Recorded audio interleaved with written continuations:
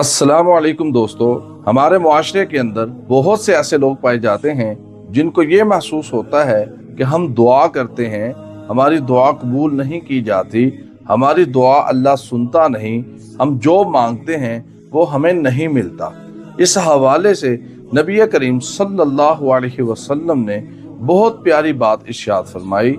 आप अलैहिस्सलाम इरशाद फरमाते हैं, जो बंदा अल्लाह से दुआ करता है हर मुसलमान की दुआ कबूल की जाती है। या तो उसकी मांगी हुई चीज उसको दे दी जाती है, या फिर उस दुआ की बरकत से उस पर आने वाली मुसीबत को टाल दिया जाता है, या फिर उसकी मांगी हुई दुआ को उसके लिए क़यामत के दिन के लिए ज़ख़ीरा कर लिया जाता है। तो मेरे भाइयों, दुआ ज़रूर किया करें, अल्लाह के ऊपर यकीन रख कर दुआ किया करें, और ये ना कहा करें अल्लाह हमारी सुनता नहीं, हमारी कबूल नहीं होता।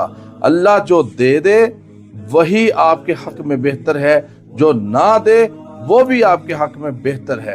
अल्लाह ताला से हमेशा आफियत और बेहतरी मांगा करें। जो इंसान अल्लाह के फैसलों पर राजी रहता है और उसके ऊपर ईमान और यकीन रखता है, वही एक सच्चा मोमिन है।